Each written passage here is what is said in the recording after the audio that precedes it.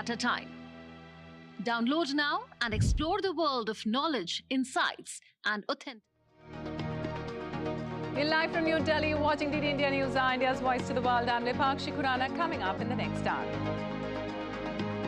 Israel continues airstrikes in Gaza. Hamas frees 2 Israeli women. French president visits Israel for talks with Netanyahu. More humanitarian aid reaches Gaza. United Nations warns fuel about to run out soon. In ICC Cricket World Cup, South Africa lock horns with Bangladesh today in Mumbai, while Afghanistan shocks rival Pakistan on Monday, causing another upset. The festival of Dussehra, also known as Vijayadashmi, is being celebrated across India with religious fervour. Indian President Murmu and Indian PM Narendra Modi greet nation on Dussehra.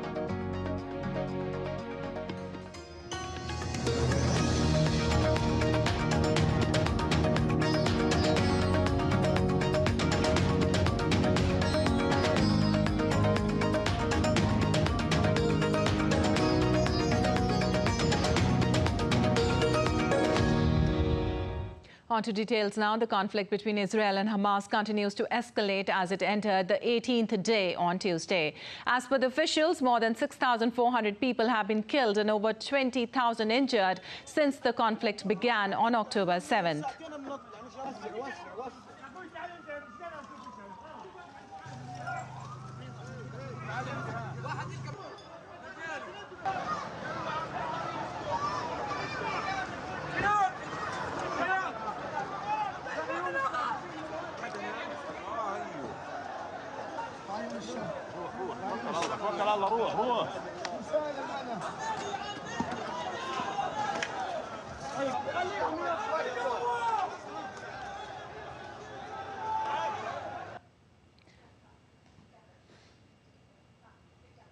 Meanwhile, an Israeli military helicopter landed in Tel Aviv in the early hours of Tuesday carrying 2 Israeli women.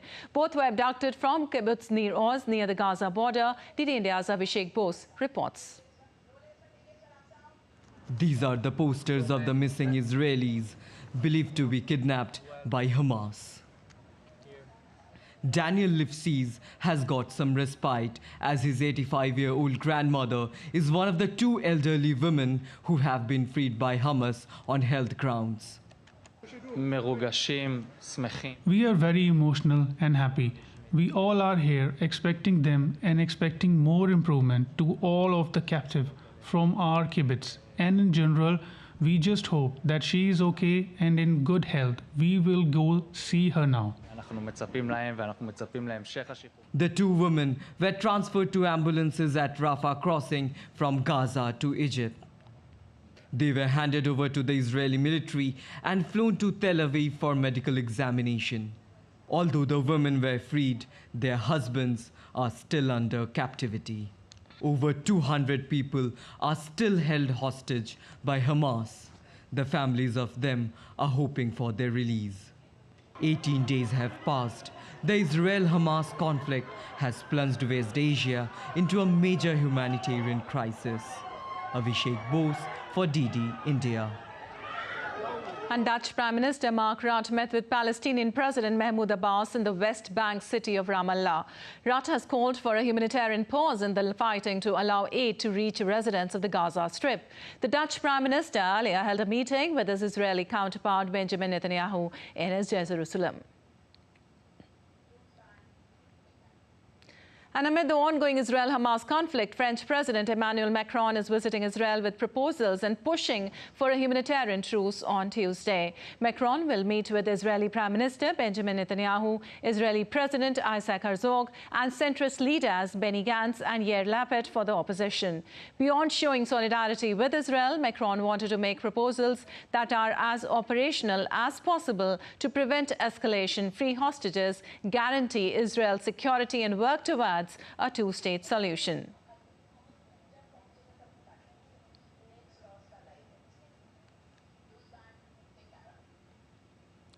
And for more, Ross Cullen joins us live from Tel Aviv. Well, Ross, a lot of international diplomacy going on in Israel right now with Dutch PM there and now with Macron visit. What can be expected? Yeah, Emmanuel Macron has just touched down here in Israel for the beginning of his visit. He will be meeting families of the victims shortly before then heading off to a meeting with the President, Isaac Herzog, and then the Prime Minister, Benjamin Netanyahu, before meeting some of the opposition leaders. It's believed he could well make a visit to meet President Abbas of the Palestinian Authority, also in Ramallah, potentially later on today or maybe Wednesday, to see that visit to the West Bank. Now, I'll read out some points from the Elysee ahead of his trip that were released on Monday night local time, saying that Emmanuel Macron will discuss the creation of a Palestinian state, and during his visit he will call for the resumption of a real peace process. He will also add that Hezbollah, quote, must not enter the conflict because it would only bring misfortune, and a couple of the goals that the Elysee Palace, the French presidential office, has set out, saying that the only way he can be useful is to show solidarity to Israel, make very clear commitments against terrorist groups, and to reopen a political perspective. Now, in terms of the Hezbollah mentioned there, to ensure the conflict doesn't widen, that has been one of the main goals of Western leaders we have seen over the past couple of weeks. Joe Biden saying don't, his simple message to any actors, state or non-state, like Iran or Hezbollah, not to get involved. This is Israel's war that it has declared against Hamas, and it shouldn't be widened out any further. But yeah, after Dutch Prime Minister Mark Rutte and the Greek Prime Minister Kyriakos Mitsotakis also here on Monday, the latest world leader to make a visit is Emmanuel Macron today. Well, Ross, latest Israeli strikes killed several people, and many people have been killed in the last 24 hours also, especially. Can you update us on that? Yeah, the latest numbers, unfortunately, are just rising in terms of the numbers of Palestinians in the Gaza Strip who lost their lives, the numbers of people who are injured.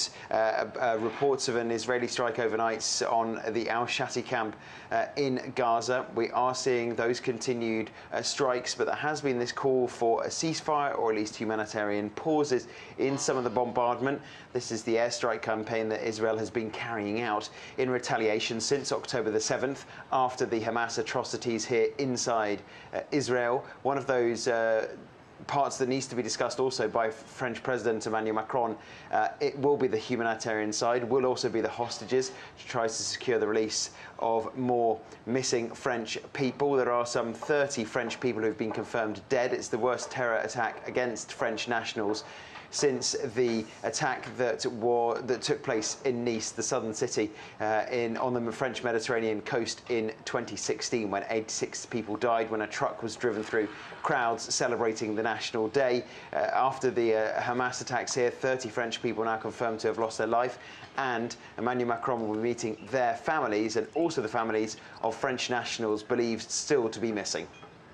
Yeah, also US has advised Israel to hold off on a ground assault in the Gaza Strip, although Israeli Defense Minister has told Israeli forces to prepare for an air, ground and sea operation into Gaza, adding that the operation will come soon. How imminent is it? The ground operation is on hold at the moment. It has not got underway, but the defence forces have warned the Israeli government that they will not be able to stand by in a state of full readiness forever. They are massing on the border. We have been seeing lots of training exercises with infantry troops, with tanks, to try to prepare the Israeli ground forces for that possible incursion if it does take place. At the moment, the Israeli armed forces are focusing on an airstrike campaign to try to eliminate Hamas targets inside the Gaza Strip, but they do want to be able to entirely wipe out Hamas. They want to crush and destroy the Palestinian militant group. That the stated goals of the Israeli government are to do so, and they do believe that a ground incursion could be necessary to try to finish that job. However, at the moment, we have got aid convoys driving around the Gaza Strip to try to deliver aid to the Palestinians. We have got ongoing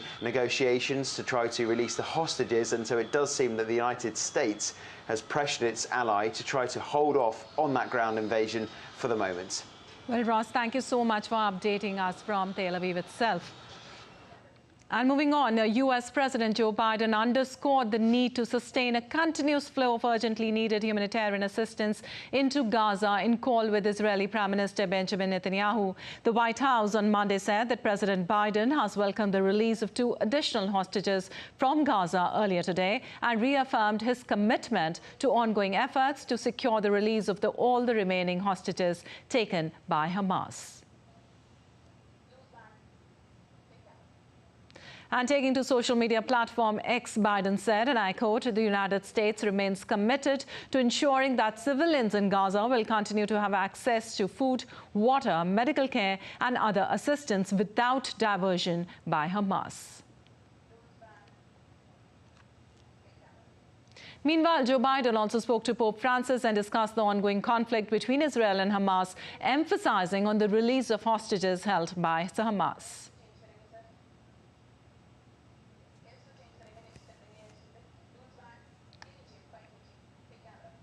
Meanwhile, the spokesperson for the UN Secretary-General, Stephen Dujarric, said 20 trucks carrying humanitarian aid crossed into Gaza from Egypt on Monday. He added the supplies have not included fuel. The UN Relief and Works Agency, UNWRA, said that their fuel reserves will be exhausted within the coming days. Earlier, 34 trucks were able to enter Gaza with life-saving supplies. And the United States State Department said it was concerned about Iranian proxies attack in the region amid the conflict between Israel and Hamas. U.S. holds Iran accountable for the attacks. We are concerned about an increase in attacks by Iranian proxies in the region, whether they be targeting U.S. interests or whether they be targeting other interests in the region. We hold Iran accountable for those attacks. And as the Secretary said yesterday when he was interviewed, it's something that we are preparing for and are ready to respond to if necessary. And the United States welcomed Turkish President Tayyip Erdogan's move to submit a bill approving Sweden's NATO membership bid to Parliament for ratification. State Department spokesperson Matthew Miller said U.S. hopes the bill is passed as soon as possible.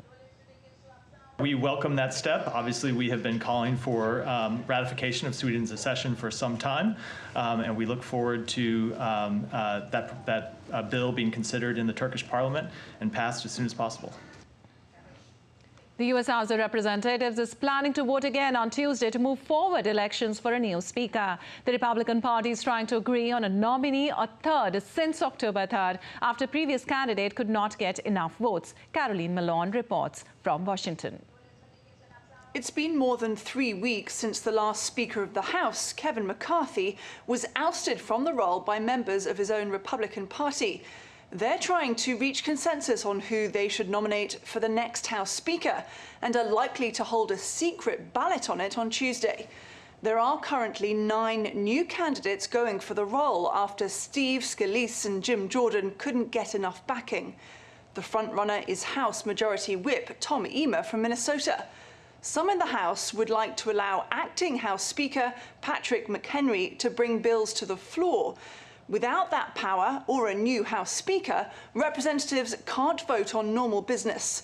That means a pause on approving funding for Israel or Ukraine or on new spending packages, which have to be decided on to avert a government shutdown on November 17th. Caroline Malone in Washington for DD India. And the United Auto Workers Union have expanded their strike at Chrysler parent Stellantis' largest assembly plant on Monday, hitting the automaker's profitable Ram 1500 pickup truck production in a major expansion of the more than month-old strike. The UAW, which is striking the 3 big Detroit automakers, blamed the latest walkout by 6,800 workers at the Michigan plant on Stellantis having the worst proposal on the table on wage increases, temporary worker pay and conversion to full-time status, as well as cost of living adjustments. More than 40,000 union members working at Ford, FN General Motors, GMN and Stellantis are now on strike since the walkouts began on September 15th. About 27% of the Detroit 3 automakers' total workforce as part of an unusual campaign of simultaneous strikes. Stellantis said it is outraged over the expanded strike after presenting a more generous offer on Thursday. You know, we told them from day one what our expectations are. We didn't want to wait till the last minute. to try to throw a deal in there. They waited, 6 weeks into bargaining to get serious. We are where we are. So, but they know where we need to be, and we're not. We can get there. We can get a deal done, this week. But we got to get serious. The company's got to get serious and get down to business. It's about the membership, and that's what this is all about. We don't want our members out here. So, we want to get our members off the picket lines and back to work building the greatest product in America. But we want our fair share. We're not going to continue going backwards as we have been the last 20 plus years. And the United States on Monday announced that China's top diplomat Wang Yi will pay a rare visit to Washington this week, paving the way for a potential visit by President Xi Jinping aimed at keeping tensions in check. China's Wang Yi will visit from Thursday through Saturday against a backdrop of friction over trade, Ukraine, the Middle East, Taiwan, and China's assertive actions at sea near the Philippines. And still to come on DD India News Hour. The drought in Amazon River has exposed new revelations. What and how, we tell you ahead. Sample rock from 1972 Apollo moon mission still giving crucial detail. Stay tuned for details.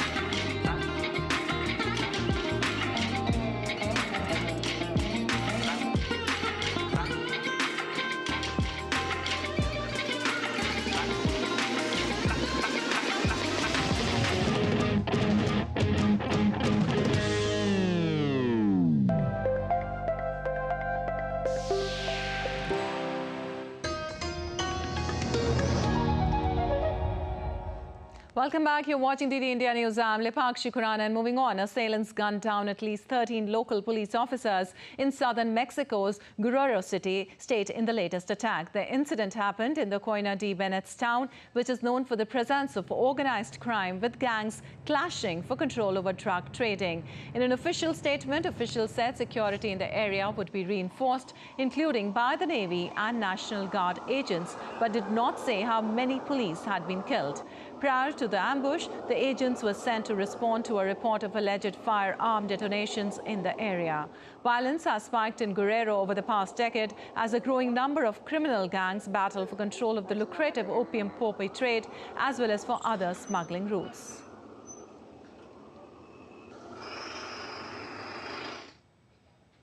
And Mexican President Andrés Manuel López Obrador said he would press his U.S. counterpart Joe Biden to open dialogue with Cuba after hosting talks aimed at containing a sharp increase in U.S.-bound migration from Latin America. Cubans are one of the most often apprehended nationalities at the U.S.-Mexico border in recent months.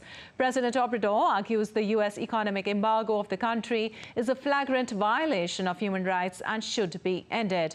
López Obrador also met leaders from Latin America, including Cuban and Venezuelan presidents, to explore ways to get migration under control. Obrador is due to meet Biden during a summit in San Francisco next month, where he would discuss Cuba with him. And during the Apollo 17 mission in 1972, U.S. astronauts Harrison Smith and Eugenia Carson collected about 243 pounds of soil and rock samples that were brought to Earth for further study. After about 50 years, these samples are still giving scientists a deeper understanding about the moon's formation and the precise age of Earth's celestial partner. Based on analysis of these crystals, the moon is about 40 million years older than previously thought, forming more than 4.46 billion years ago, within 110 million years after the solar system's birth, according to the scientist. But this information from the sample rock has now solved three very key questions in the lunar community, according to the scientist. This rock basically solved three very key questions in the lunar community. First, when the Earth-Moon system formed. Second, when did the lunar magma ocean, most of them crystallized in the ocean, in the magma ocean? Third, And one of the very important lunar rock type on the moon is the magnesium sweet. And this also, this rock is from norite, also the magnesium sweet type. It means this magmatism of this rock type started really early. So there were three important points for these results.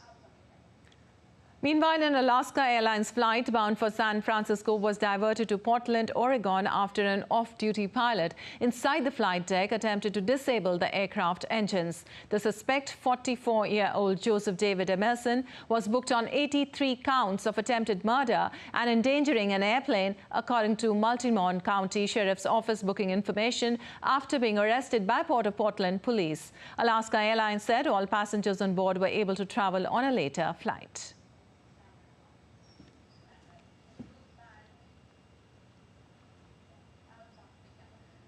And moving on, energy experts and policymakers are gathered in Singapore this week for the city-state's International Energy Week. The gathering provides a platform to discuss many of these issues. DD India correspondent Patrick Falk tells us more. We are living in times of global economic uncertainty, regional conflicts and growing energy demand as well. This is really something at the forefront of many governments' minds, and the conflict in the Middle East as well has very much brought this back in focus. So this event really aims to bring together energy leaders and policymakers to discuss technological innovation and investment solutions to bring about greater stability when it comes to energy security. And in that regard, Singapore has announced that it is going to be setting up an entity, establishing an entity which will centralize the purchasing of natural gas from next year. Now, this is important because Singapore derives 95% of its energy needs from natural gas, and it has experienced a lot of volatility as a result of Russia's invasion of Ukraine. So Singapore says this will bring about greater economies of scale and greater purchasing power, and will essentially help it to reduce that volatility and bring more security to its energy needs. And this is important to note as well, because it's very much in line with this trend of greater government intervention in the energy sector, particularly important for small countries like Singapore, but this is something that we could be seeing adopted in other countries as well. Moving on, Indian force guarding India-China borders, Indo-Tibetan Border Police Force is observing their Raising Day today. On this occasion, Prime Minister Narendra Modi took to his social media account and praised the indomitable spirit and valor of our IDBP personnel. He also commended their humanitarian effort during natural disasters are a testament to their unwavering commitment to the nation. And the 78th United Nations Day is being observed today. India's External Affairs Minister S. Jaishankar took to his social media account and said, and I quote, "On 78th UN Day, reaffirm India's commitment to UN and its charter. Emphasize the significance of reformed multilateralism, which fosters fairness, inclusivity, and multipolarity. A more purposeful United Nations will deliver on the Global South's expectations and aspirations," unquote. The leader will attend the annual event of the 7th Future Investment Initiative, a global non-profit foundation launched by the Kingdom of Saudi Arabia. His visit would also strengthen close ties between India and Saudi Arabia amid ongoing geopolitical turmoil in West Asia after Hamas terror attack in Israel.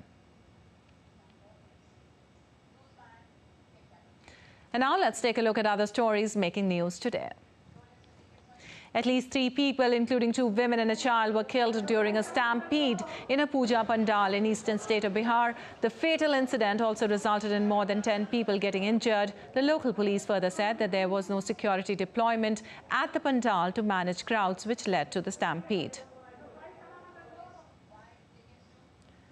Delhi's air quality hits very poor category today, with the latest AQI being 303 as per air quality warning system. Earlier, the quality improved from very poor to upper level of the poor category on Monday afternoon, though several areas of the city continue to suffer under very poor pollution levels. After successfully hosting India's first of its kind Purple Fest, celebrating diversity this year, Goa is all set to host the International Purple Fest, an event inclusive of persons with disabilities from January 8th to 13th, 2024. During the inauguration of the fest, Goa's Chief Minister Pramod Sawant said that empowerment of persons with disabilities is not an act of charity, but a matter of human rights and social equality. He also invited people from across the globe to participate in this event. From disability sector.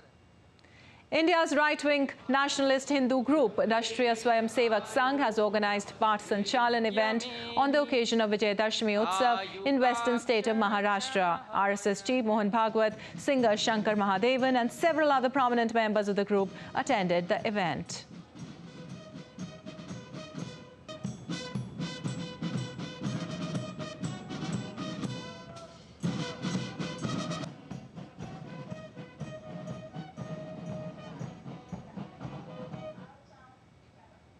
And the Kullu district in Indian state of Himachal Pradesh is all set for the International Dussehra festival. People have gathered from far-flung areas of the world to witness the famous Kullu Dussehra festival. This Dussehra is also called Dev Mahakumbh because during this time, the gods and goddesses from almost all the areas of the district come to one place at Dhalpur Maidan for a week, and people worship their worshipful gods and goddesses. During this time, Raghunath Ji stays in his temporary temple for a week. They will be staying in the camp, and deities and people coming from different areas will present themselves before them.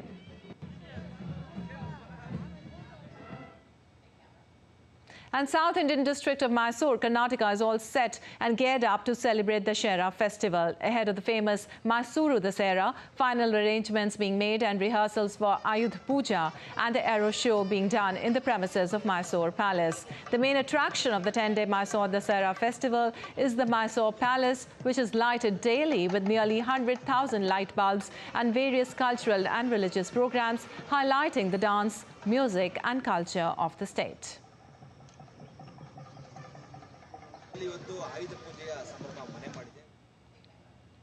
And still to come on DD India News Hour. World Polio Day to be observed today around the world. Importance of vaccination stressed upon. 2 trains collided in Bangladesh. The reason for the collision we'll tell you ahead.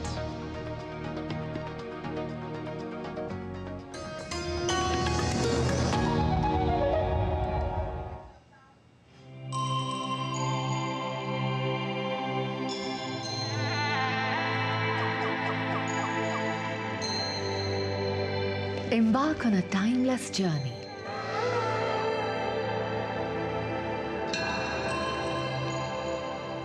Unravel the mysteries of a grandiose era. A treasure trove of royal and sacred complexes, temples, shrines, pillared halls, mandapas, rock-cut memorials and more.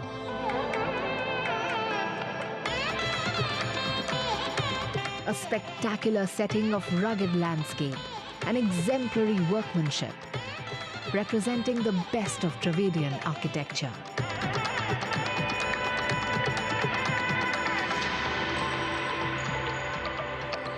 Every structure carved out as a unique artistic creation.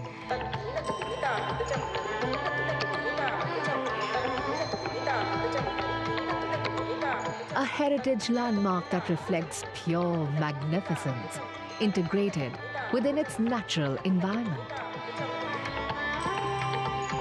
An unexplored haven for nature and adventure enthusiasts. An imposing heritage reflected in its street bazaars and annual festivals of music and culture. Come, be mesmerized by the glorious capital of the Vijayanagar Empire.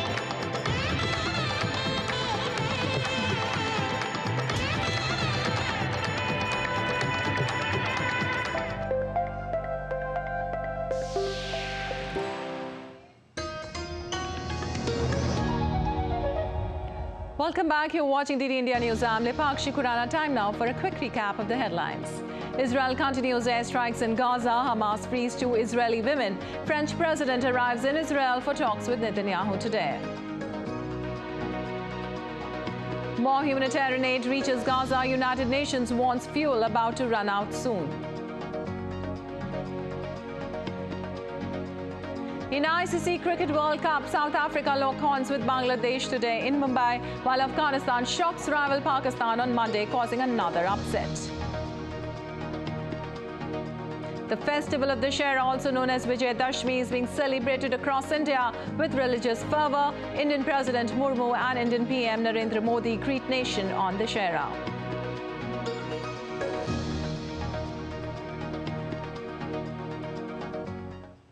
Well, in the latest on a top story, French President Emmanuel Macron arrived in Israel for talks with Prime Minister Netanyahu. DD India's Amritpal Singh reports from Ground Zero.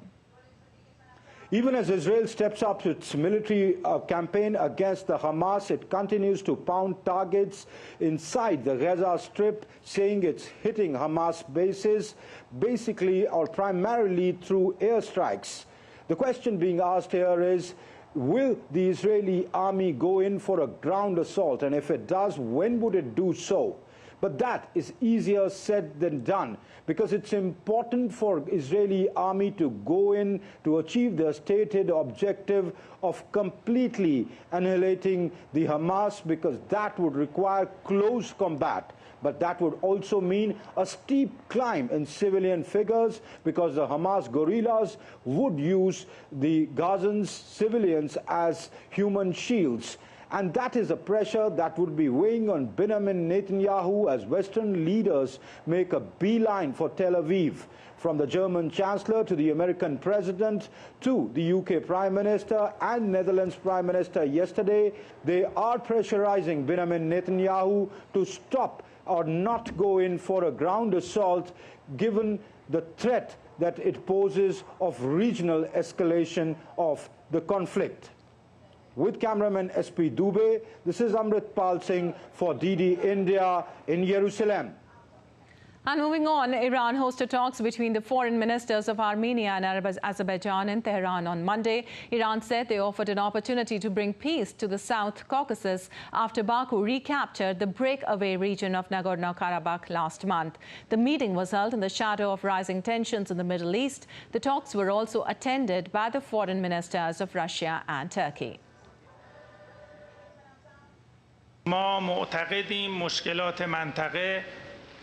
We believe in the region's problems, especially in the South Caucasus region, can be solved without interference from others. This is part of the message from today's 3+3 meeting. And Russia's Black Sea Fleet was engaged early on Tuesday in repelling a Ukraine attack on Sevastopol. Mikhail Razvoheyev, the Moscow-installed governor of Sevastopol on the Crimean Peninsula, said on the Telegram messaging app that it was likely a Ukraine underwater sabotage attack.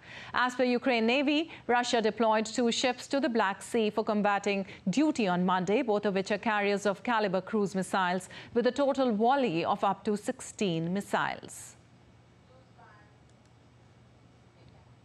And thousands rallied in Budapest opposing the agenda of Prime Minister Viktor Orban on Monday. Demonstrators marched through the streets of the Hungarian capital hours after Orban's speech. In the speech, Orban criticized the EU leaders, calling Brussels a bad contemporary parody, marking the anniversary of Hungary's failed 1956 uprising against Soviet rule. Some protesters in Budapest voiced fears that Hungary might end up leaving the EU under his rule.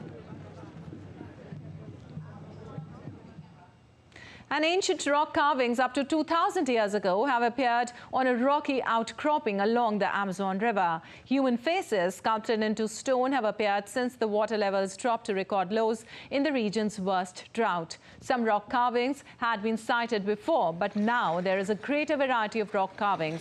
The rocky point is called Proteas Ledges, where the Rio Negro and Solimões rivers join. Moving on, the Bolivian Santa Cruz Department has issued a red sanitary alert along with cancelling school after fires across the region caused heavy pollution.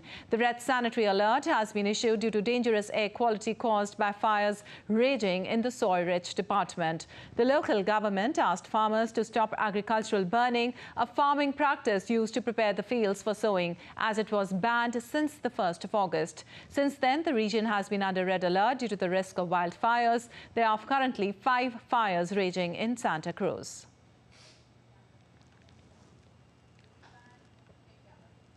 And World Polio Day is being observed worldwide to raise awareness and importance of polio vaccination to protect every child from this devastating disease. DD India correspondent Kriti Vadhera reports for more. Polio is a highly infectious disease caused by a virus. It invades the nervous system and can cause total paralysis in a matter of hours. Very first cases that we used to see normally used to be poliomyelitis. And we even had a polio ward, and the ward used to be full of paralytic polio patients, and there used to be many babies who would be on ventilator, and there was quite a high degree of mortality in these babies.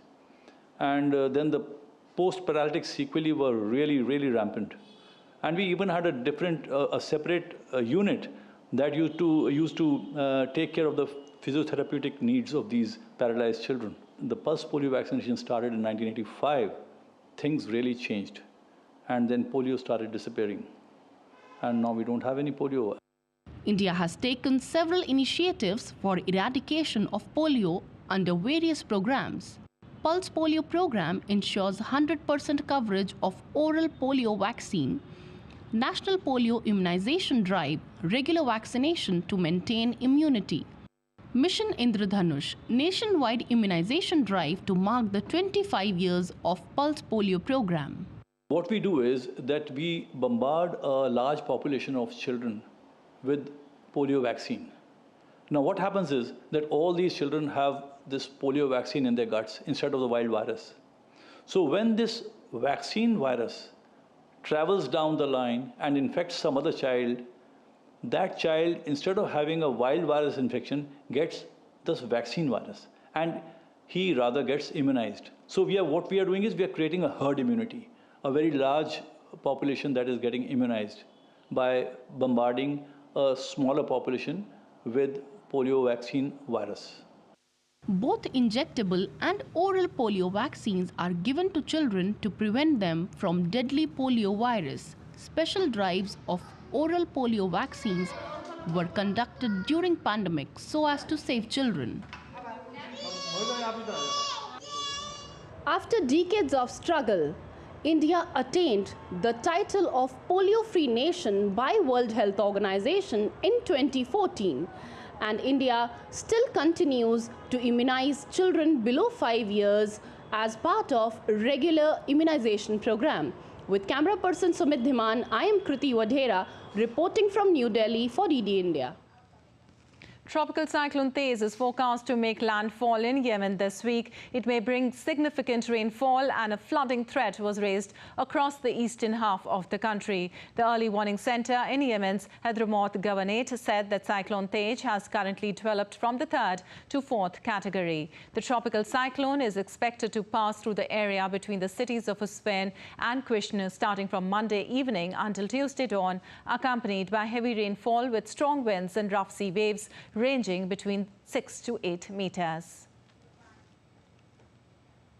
And cyclonic storm Hamoon intensified into a severe cyclonic storm over northwest Bay of Bengal. The India Meteorological Department has said that cyclonic storm Hamoon over northwest and adjacent west central Bay of Bengal has moved northeastwards with a speed of 18 kilometers per hour during past 6 hours and is hovering over the same region about 200 kilometers southeast of Paradip, Odisha, to 90 kilometers south-southeast of Digha in West Bengal. Hamoon is likely to intensify further into a severe cyclonic storm over northwest Bay of Bengal during next 6 hours. It's very likely to move nearly north-northeastwards and cross Bangladesh coast between Cape Ubara and Chittagong around noon of 25th October as a deep depression. And the Meteorological Department of Sri Lanka said the sea area in the central western Bay of Bengal has developed to a deep low pressure condition. This will develop into a cyclone within the next 12 hours and will move away from Sri Lanka. The wind speed in the sea areas located north altitude and eastern longitudes will be between 40 to 45 kilometers. The Met Department said that showers and thunderstorms are also expected in many parts of the island later in the day tomorrow.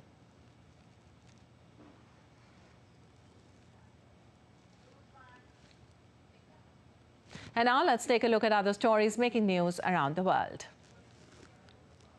At least 17 people have been reported dead and several others injured in an accident after two trains collided in Bangladesh. The accident happened on Monday when a passenger train crashed into a freight train at Bhairab railway station in Kishoreganj district, about 50 miles northeast of the capital Dhaka. The cargo train crashed into the freight train standing on the outer track from behind, and two of its bogies got completely damaged. Trains running from the station were immediately suspended following the accident.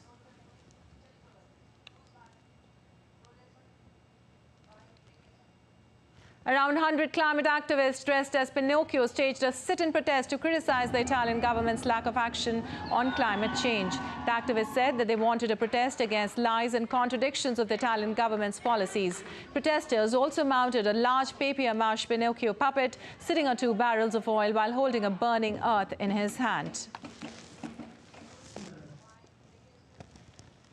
Metal workers at Brazilian plants of General Motors have gone on strike since this week in protest against layoffs carried out by the US-based automaker in the country. The strike is for an indefinite period of time after the announcement of reducing workforce at its 3 factories in Sao Paulo state due to drop in sales and exports. Criminal groups set at least 35 buses on fire in the Brazilian city of Rio de Janeiro after police killed a crime boss in an operation. The attacks on buses were concentrated in the west of the city, where rival criminal groups are fighting for territorial control.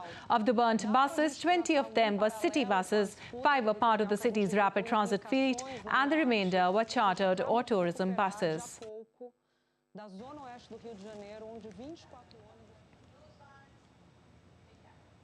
And still to come on DD India News Hour.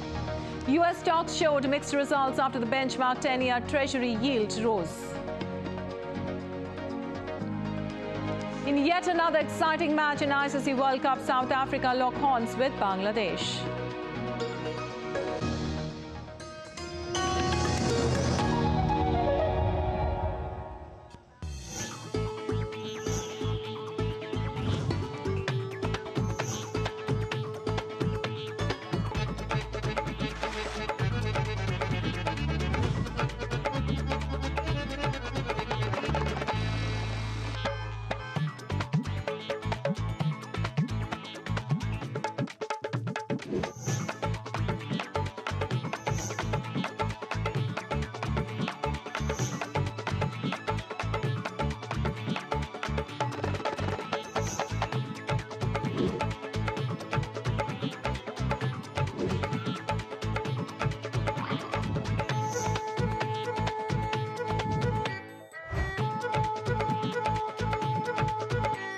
Welcome to Jaipur.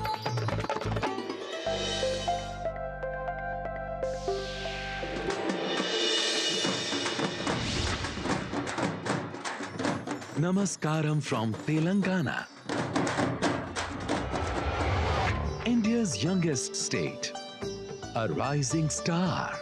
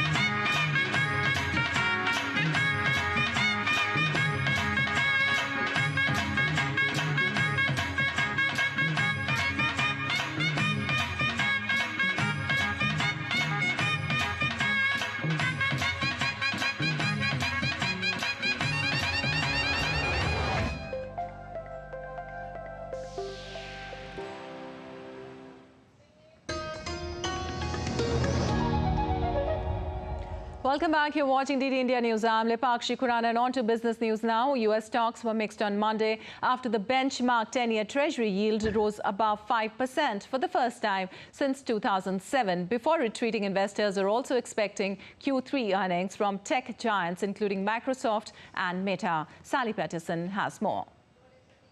The 10-year yield rose on Monday to a peak of 5.02%.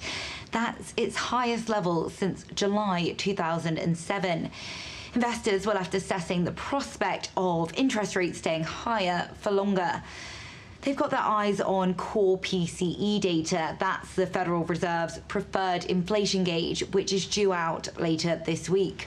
Some market watchers warn that if inflation data comes in higher than expected, the central bank could raise interest rates again. Also on the agenda this week, US GDP for the third quarter. Plus, we're expecting third quarter earnings from big tech, including Microsoft, Alphabet, and Meta. At the close of trading Monday, the Dow was down 0.6%, the S&P down 0.2%, while the Nasdaq ended up 0.3%. Sally Patterson in New York, reporting for DD India. And the dollar softened against a basket of currencies on Tuesday, mirroring a dip in Treasuries yields as investors awaited key U.S. economic data before the Federal Reserve's monetary policy meeting next week. The dollar index lost over 0.5% in the previous session as U.S. Treasury yields tumbled, while Bitcoin returned the market spotlight, with the virtual currency soaring on speculation that the United States could soon approve a Bitcoin exchange-traded fund. And Chevron Corp is buying smaller rival Hess Corp in a $53 billion oil stock deal, taking its rivalry with ExxonMobil to the next level by boosting its presence in U.S. shale and oil-rich Guyana. The deal is another consolidating step for the U.S. energy sector and puts Chevron level with rival ExxonMobil. It comes less than 2 weeks after Exxon agreed to buy Pioneer Natural Resources in a $60 billion deal, making it a dominant figure in the U.S. shale oil industry. The supermajors are now head-to-head in two of the world's fastest-growing oil basins, shale and Guyana. Well, South Korea's Hyundai Engineering and Construction and Hyundai Engineering have signed a $2.4 billion contract with oil giant Saudi Aramco to build a gas processing plant. The deal was signed on Monday in Riyadh at a ceremony to mark 50 years of construction cooperation between the two countries, with South Korean President Yoon Suk-yeol attending as part of a state visit to the kingdom. President Yoon and Saudi Crown Prince Mohammed bin Salman welcomed the agreement in a joint statement. After a 4-day stay in Riyadh, President Yoon left for Doha on Monday to attend an international horticultural expo. He will also hold a summit on Tuesday with Qatar's Emir Sheikh Tamim bin Hamad Al Thani. And on to sports news now. Afghanistan produced their second stunning win of the ICC Men's Cricket World Cup 2023 to beat Pakistan for the first time ever in a men's ODI, winning by 8 wickets in Chennai. Setting a target of 283 to win, Afghanistan's top 3 all hit half-centuries as they produced a high-quality run chase to reach the target with 8 wickets in hand and an over to spare. Rahmanullah Gurbaz set the tempo early with a 53-ball 65 alongside fellow opener Ibrahim Zadran, before the excellent Rahmat Shah and Heshmatullah Shahidi finished the job with crucial contributions of 77 and 48 respectively. South Africa and Bangladesh will meet in match number 23 of the ongoing ICC Men's World Cup at the Wankhede Stadium in Mumbai today. Proteas has been recent in their run so far with 3 wins from 4 matches, while Bangladesh has won just 1 game. They're placed in 3rd and 5th places in the rankings respectively. Bangladesh pace spearhead Taskin Ahmed is likely to miss the game due to a shoulder injury, while South African captain Temba Bavuma, who missed the last match due to injury, might be back in playing 11. This report has more details about the encounter. South Africa will look to continue its superlative performance as they take on a struggling Bangladesh in their World Cup match on Tuesday in Mumbai. They were off to a flare when they thrashed Sri Lanka and Australia by 100+ margin, but suffered a shocking defeat against the Netherlands. However, they bounced back against England, demolishing the defending champions to put their campaign back on the track. But this time, Proteas cannot afford to take Bangladesh lightly, as 3 of South Africa's 6 defeats against Bangladesh in ODIs have come in the last 4 years, including 2019's World Cup loss. South Africa captain Temba Bavuma missed the game against England due to injury and might be back in the playing 11 against Bangladesh. On the other hand, Bangladesh has suffered a big blow as their pace spearhead Tashkent Ahmed is likely to miss the crucial game due to a shoulder injury. Bangladesh's captain Shakib Al Hasan, who missed the last fixture against India, might also return to playing 11. Both sides have played 24 ODI matches. South Africa has won 18, while Bangladesh has secured victories in only 6 matches. But Bangladesh's record in the ODI World Cup history is much other. The two sides have faced each other 4 times and are tied at 2-2 in the ODI World Cup. South Africa and Bangladesh have never played against each other on the Indian grounds. It will be interesting to see who will win the match. Well, India's Prachi Yadav continued her impressive performance in the 4th Asian Para Games by clinching a gold medal in the canoe women's KL2 event. Prachi's victory added to the flurry of medals that India has been winning in the ongoing event. Prachi had already secured a silver medal on day 1 in the women's BL2 final, narrowly missing out on the gold in the women's KL2 event. She finished on top with a timing of 54.962 seconds. Prachi Yadav won another gold for India in Para Canoe, this time in women's KL2 category with an impressive clocking of 54.962. And India's Deepti Jeevanji clinched an historic gold medal in women's T20 400-meter event by creating a new area and games record of 56.69 seconds at Asian Para Games 2023. Deepti has been in fine form in the past few months and recently won the gold medal at Virtual Global Games in France. Since taking up the sport in 2019, the athlete from Telangana has achieved several milestones. And legendary Indian cricketer Bishan Singh Bedi is no more. He passed away on Monday at the age of 77. Bedi picked up 268 wickets in Test cricket at an average of 28.71 with 14 5-wicket hauls. He also bagged 7 wickets in one-day internationals. Bedi was by far India's most successful left-arm spinner until he was surpassed by Ravindra Jadeja at this year's ICC World Test Championship final against Australia.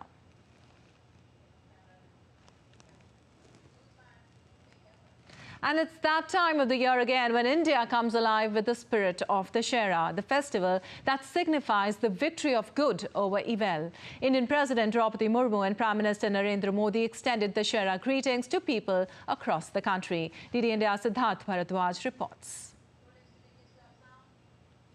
Vibrant lights, feeling of joy and happiness of celebrations. The season of festivals has started in India.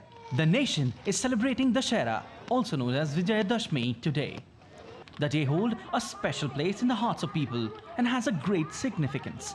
The victory of good over evil, as they say. This auspicious day is steeped in the mythological significance, as it is believed to mark the triumphant moment when Lord Ram defeated demon Ravan. Furthermore, Dussehra also symbolizes the day when the fierce goddess Durga confronted and annihilated Mahisasur's formidable army, ultimately slaying the buffalo demon. See, since it's a festival of Bengalis mainly, but people throughout the world celebrate it as a very big festival, and literally, like, we youngsters, we the teenagers or young adults literally wait for this festival since a long time, since the whole year. As far as the celebrations are concerned, Ram Leela, folk reenactment of the life of Lord Ram, is performed across the country. Fairs are organized on a large scale and people come in huge numbers to see Ravan effigies go up in flames. Throughout Navratri, Ram Leela is organized in various parts of the country and people enjoy the enactment of the play based on Ramayana. Siddharth Bharadwaj reports for DD India. Well, that's all for this edition of DD India News Hour, but let us know your thoughts on the news of the day. You can connect with us on Facebook, X, formerly known as Twitter, and Instagram. We'll be back with more news as it breaks here on DD India. I'm Lipakshi Khurana from all of us here in Delhi. Thanks for watching DD India News Hour.